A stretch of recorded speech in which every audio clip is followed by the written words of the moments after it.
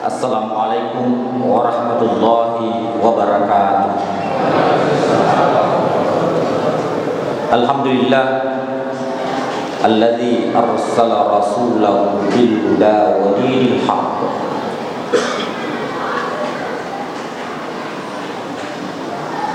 yuzhirahu 'ala din kullihi walau karihal musyrikun walau karihal kafirun.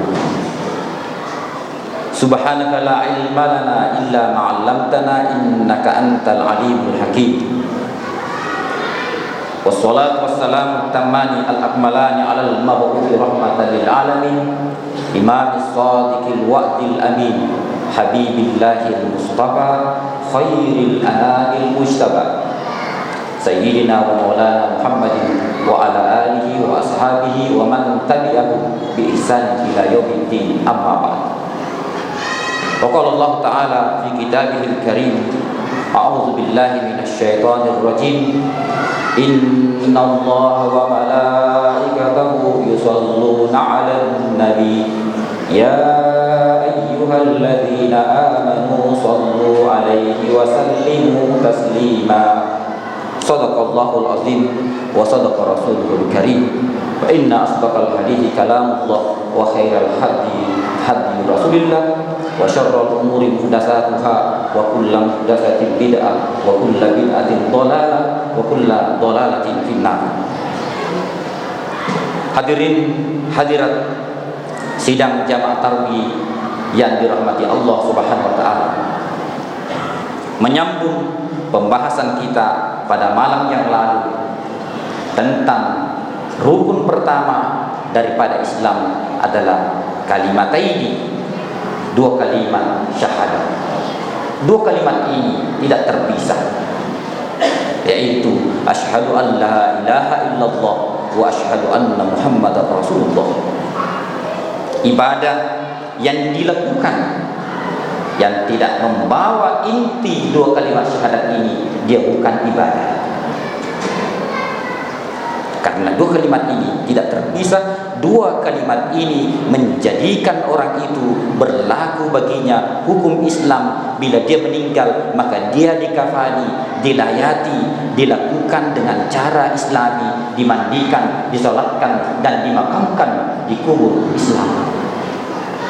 Berlaku baginya hukum Islam, mendapatkan warisan bila orang tuanya adalah muslim, bila dan juga anaknya muslim. Tetapi bila orang tuanya muslim, anaknya non muslim, tidak berhak dalam agama mendapatkan warisan, karena ada tiga penyebab: rikun, wa qatlun, wa ikhtilafu din. Ketiga orang ini tidak berhak mendapat warisan, yaitu budak, membunuh pewarisnya yang diwariskannya itu tidak berhak juga, dan berbeda agama tidak berhak juga. Itulah saking sakralnya dua kalimat ini. Ada tradisi di kampung itu, bila ada pengantin baru yang sudah baru akad, ada istilahnya Pasikarawah. Ya, yang pertama dibaca ketika sang pengantin laki-laki menyentuh tangannya sang perempuan, orang yang membawanya itu dia membacakan, ya Allah, dua kalimat syahadat, satukanlah dua pasangan ini sebagaimana bersatunya dua kalimat syahadat. Itu sakralnya. Bisa juga bapak-bapak kalau ada istri tak, supaya istri tak saling bertambah lengket, baca juga itu.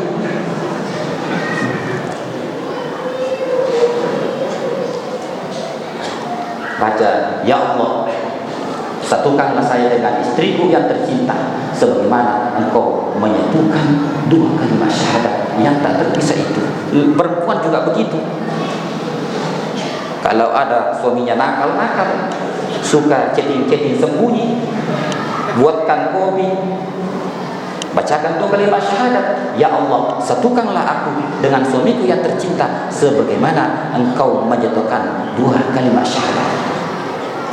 Baru tiup, jangan banyak yang ludahnya, nanti berbusa.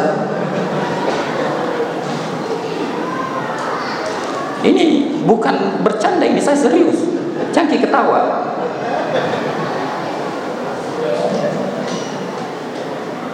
Ada orang yang selalu berusaha, tidak pernah untung-untung, selalu rugi. Ya Allah, satukanlah saya dengan keuntungan rezeki yang berkah sebagaimana Engkau menyatukan dua kalimat syahadat. Itu harus serius. Serius gitu. Bilang, kenapa wali ustaz tidak kaya-kaya? Kalau ustaz pergi berusaha, tidak ada yang kita dapat semua.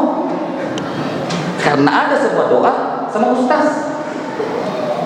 Kita belajar, terkadang kita belajar bukan untuk diri, tapi untuk mengajarkan orang lain. Karena kalau saya juga pergi berdagang, berbisnis, siapa yang mempelajari agama? Nanti semuanya bid'ah. Hadirin hadirat yang dimuliakan Allah Subhanahu wa taala. Ada tiga rukun baru sesuatu itu disebut ibadah. Tahu apa namanya rukun? Rukun menurut usul fikih juz'un minasyai'i la yatajassa, bagian daripada sesuatu yang tidak terpisahkan. Iza wujida syai'i, jika sesuatu itu ada maka sesuatu itu ada. Iza lam yujadu syai'i, maka bila sesuatu itu tidak ada maka tidak ada sesuatu itu. Paham nggak? Tidak paham. Saya kasih contoh menyederhanakan.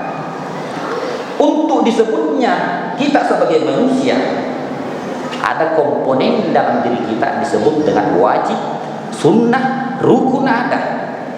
Tangan bagi manusia bukan rukun, karena di sana kita lihat banyak manusia hidup tanpa tangan. Mata bukan rukun, tetapi tidak wajib, karena di sana banyak orang yang hidup tanpa mata. Gigi juga begitu. Jadi apa kira-kira yang tidak, kalau dia ada, manusia itu ada. Kalau dia tidak ada, maka tidak ada manusia. Apa itu? Adalah kepala. Karena belum pernah kita mendapatkan ada manusia hidup tanpa kepala. Iya kan? Maka kepala adalah rukun bagi tubuh. Karena kalau dia tidak ada manusia kecuali apa? Kuntilanak. Kecuali ada satu cerita di Selok Bulog. Tahu Selok Bulog? Salah satu daerah di Sulawesi Selatan, di Kabupaten Wajo. Dia dari Sengkang menuju ke Selok Bulog. Dia naik mobil, duduk di belakang, dia keluarkan kepalanya, datang mobil dari depan, disambar kepalanya, hilang. Baru dia sadar kalau tidak ada kepalanya ketika dia ingin merokok. Cerita rawahus syaitan. Hadirlah. Jadi ada tiga rukun ibadah. Yang pertama adalah syahadat tadi ini, al-ikhlas. Karena ibadah yang dibuat, yang diamalkan tanpa lillah, dia bukan ibadah. Bukan ibadah. Yang kedua adalah al-ittiba. Harus ada dalilnya dari Al-Quran dan hadis. Karena menurut dalam hukum al-aslu fil ibadati al-man'u, hukum pokok dalam ibadah haram, tidak boleh melakukan ibadah, haram melakukan ibadah kecuali ada dalilnya dari Al-Quran dan hadis. Seperti sholat tadi ini, sholat isya 4 rakaat, sholat subuh 2 rakaat dan seterusnya, semua ada dalilnya. Yang ketiga, harus sesuai dengan aturan yang telah ditetapkan oleh syariat. Seperti kalau ingin sholat sah harus sesuai dengan aturannya, cara kerjanya harus berwudu. Karena orang yang sholat tetapi tidak berwudu maka sholatnya tidak sah. Kalau tidak sah ya bukan ibadah. Itu tiga. Maka semua ibadah itu adalah manifestasi inti daripada dua kalimatain, asyhadu an la ilaha illallah wa asyhadu anna muhammadar rasulullah. Hadirin hadirat yang dimuliakan Allah Subhanahu wa taala. Tadi saya membacakan ayat, saya ingin sedikit menambah penjelasan tentang bersanji karena banyak yang keliru, banyak yang salah paham. Ketika Allah berfirman, sallu alaihi, Wasallimu taslima. Hai orang-orang yang beriman, hendaklah engkau berselawat kepada Nabi dan bersalam, mengucapkan salam. Maka di dalam bahasa Arab, sallu wasallimu adalah sigat bentuk fi'il perintah. Al aslu fil amri yufidul wujud. Fi'il amr dalam hukum Islam menunjukkan wajib. Wajib apa artinya? Bila dilakukan mendapatkan pahala, bila tidak dilakukan sanksinya api neraka atau dosa. Itu adalah wajib. Lalu bagaimana saya berselawat? Salawat adalah ungkapan cinta dan doa kepada orang yang dicintai. Karena kalau ada yang mendoa, mengungkapkan cinta kepada orang yang tidak diketahui, itu bukan cinta namanya. Baru cinta kalau dia apa? Kalau ada positif negatif, artinya ada getaran. Bagaimana cinta itu datang? Harus mengenalnya. Bagaimana cara mengenalnya? Harus membaca sejarahnya. Bagaimana membaca sejarahnya? Tidak cukup saja di masjid, tidak cukup juga di sekolah. Membaca sejarahnya, salah satu kitab yang paling komplit dan singkat dan padat, mudah dipahami untuk menerangkan tentang sejarah Rasulullah SAW. Kitab yang bernama Al-Iqdul Jawahir fi Maulidin Nabiyil Azhar, yaitu yang dikenal masyhur hari ini disebut sebagai kitab Barazanji, adalah nisbah kepada penulisnya yang berasal dari kampung Barazanji. Itu sejarah Nabi di sini. Tidak ada sejarah yang paling komplit kecuali di sana, yang semua informasi yang ada di situ berdasarkan Al-Quran dan hadis. Lalu hari ini ada orang yang mengharamkan, membid'ahkan membaca Barazanji. Dari mana? Tok Barazanji, tok namanya bid'ah. Inna syarral umuri muhdatsatuha. Seburuk-buruk hal adalah hal-hal yang dibaru-barui atau yang diada-adakan. Wa kullu bid'atin dhalalah. Setiap bid'ah itu adalah kesesatan. Wa kullu dhalalatin finnar. Apakah kita masuk neraka membaca sejarah Nabi untuk mencintai Nabi? Ini adalah perintah. Ma la yatimul wajibu illa bihi fa huwa wajib. Segala sesuatu yang dengannya bisa dilaksanakan yang diwajibkan itu, maka sesuatu itu juga wajib. Ya kan? Cuma ada satu catatan. Ini tentang Barazanji. Ini tahun sejak 98, 99 saya diutus oleh pesantren mengajar 1 tahun di salah satu daerah di Kabupaten Bone. Itu saya rubah satu kampung itu. Karena begini, di dalam Islam tidak ada teks yang dibaca tidak dipahami artinya mendapatkan pahala kecuali Al-Quran. Tapi membaca Barazanji tidak mengerti maknanya. Bagaimana? Maka saya rubah. Kita rubah dulu itu. Ibu-ibu, bapak-bapak, ini satu desa di situ. Barazanji kita hanya membaca 3 pasal atau 2 pasal. Daripada selesai 15 pasal, tidak ada yang paham. Yang membaca tidak paham, yang mendengar tidak paham. Mana orang ribut lagi? Tidak ada yang paham. Maka diputuskan kita hanya baca 2 pasal, yaitu dibaca bahasa Arabnya, dibaca bahasa Indonesianya, dibaca bahasa Bugisnya. Kami minta waktu, ibu-ibu semuanya tenang, bapak-bapak jangan ribut, semua senang, semuanya puas supaya cepat makan kue. Ya kan? Itu lebih bermanfaat. Bayangkan dalam Atambua berapa acara di sini? Ada pengantin, ada akikah, baca 2 pasal, tetapi baca terjemahannya. Secara tidak langsung setahun kita mengetahui sejarah Nabi yang dasar.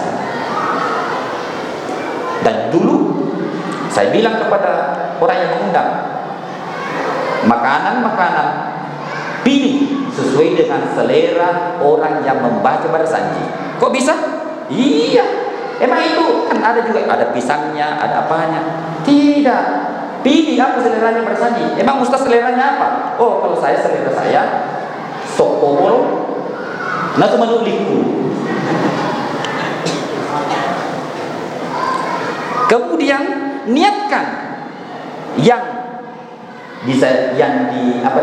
dihidangkan itu sebagai sedekah, karena yang makan itu anak murid MDA. Sedekah pahalanya untuk orang mati. Karena ada juga kita dipanggil barsanji, setelah itu dibaca, itu makanan dibawa ke pohon. Pohon makan kelapa, pohon makan pisang. Nah, kita juga yang butuh pisang. Saling menguntungkan membaca barsanji tanpa uang, karena yang dimakan sesuai dengan selera. Jadi waktu itu, panggil soko, karena satu jenis ustaz mau datang. Apa ini soko atau nangkah? Nasuman uliku apa angendalan orang itu gitu. Perlu juga kita ubah supaya sedikit demi sedikit, karena di situ mutiara intan yang ada dalam barsanji itu, ketika kita paham dan mengerti apa maknanya, indah sekali barsanji itu bila dimengerti maknanya. Hadirin hadirat yang dimuliakan Allah Subhanahu wa taala. Terakhir saya ingin membacakan hadis sebelum menutup pengajian kita pada malam ini. Rasulullah SAW bersabda yang diriwayatkan oleh Imam Muslim dari Amr bin As, "Man shalla alayya salatan sallallahu alaihi biha asyara." Siapa yang mengucapkan selawat kepadaku satu kali selawat, maka Allah membalas salawatnya dengan 10 rahmat. Allahumma sholli ala sayyidina Muhammad wa ala ali sayyidina Muhammad. Kalau ada yang mengatakan kenapa pakai sayyid? Boleh pakai Allahumma sholli ala Muhammad wa ala ali Muhammad, boleh. Karena ada juga itu marah kalau pakai sayyid. Nabi mengatakan kepada cucunya Husain, Hasan dan Husain, cucu saya ini adalah sayyidani, pemimpin. Kalau cucu sayyid, lebih-lebih kakeknya, ya enggak? Kalau cucunya anaknya Andi, bapaknya Andi juga, ya kan? Kan begitu. Sayyidul Anbiya wal Mursalin. Biar begitu juga dianggap sebuah bid'ah. Harus persis pada zaman Nabi. Bagaimana? Harus persis pada zaman Nabi. Pada zaman Nabi tidak ada mik. Tidak bisa persis. Hadirin hadirat yang dimuliakan oleh Allah Subhanahu wa taala, itu adalah simbol penghormatan kepada Nabi Muhammad sallallahu alaihi wasallam. Rasulullah sallallahu alaihi wasallam juga bersabda yang diriwayatkan oleh Abu Dawud di sunannya dengan sanad sahih, "Wa inna afdhala ayyamikum," sesungguhnya harimu yang termulia yaumul Jum'ah adalah hari Jumat, fa'akthirus sholata alayya fihi, maka perbanyaklah salawat kepada hari Jumat itu. Fa inna sholatakum fihi ma'rudatun alayya, karena salatmu pada hari itu langsung dihadapkan kepada saya. Lalu sahabat berkata, bagaimana Rasulullah saat selawat dihadapkan sedangkan Rasulullah tubuhnya sudah hancur? Bagaimana bisa? Rasulullah mengatakan, innallaha harrama 'alal ardi jasadal anbiya, sesungguhnya Allah mengharamkan kepada tanah untuk menyentuh jasadnya semua nabi. Jadi tidak ada jasad nabi yang hancur, takut. Nah, biar tanah juga menghormati. Di dalam sebuah hadis yang sahih juga, ya, la yusalliyanna ahadukum, la yusalli alayya ahadukum illa raddallahu ruhi hatta arudda alaihi salam.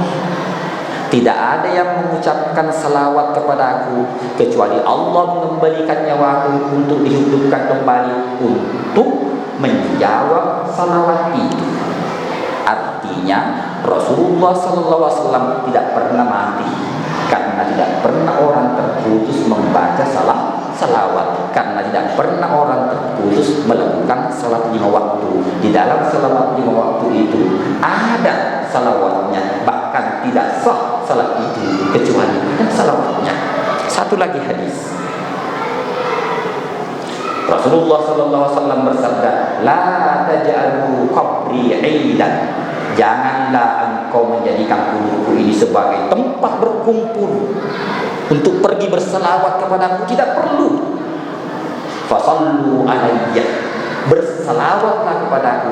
Fa inna salatakum tabluni haitsu ma kuntum, karena sesungguhnya selawatmu itu sampai sesuai dimanapun engkau berada. Rasulullah SAW tahu, oh ini salawat dari si fulan berasal dari atambu aja sekian dari sekian. Rasulullah semuanya tahu. Dia mengenal kita. Dia tahu. Ya, hadirin hadirat yang dimuliakan oleh Allah Subhanahu wa taala, saya kira itu saja. Insyaallah kita akan berpindah besok malam membahas tentang salat. Ini yang sangat penting lagi. Usahakan besok semua hadir karena ini sangat penting. Yang ini penting sekali. Ini juga sangat penting sekali. Mudah-mudahan berkah untuk kita semuanya, khususnya bagi orang yang berbicara. Bila ada yang benar maka itu datangnya dari Allah dan Rasulnya. Bila ada yang salah maka itu datangnya dari saya atau syaitan. Lebih dan kurangnya mohon dimaafkan. Wassalamualaikum warahmatullahi wabarakatuh.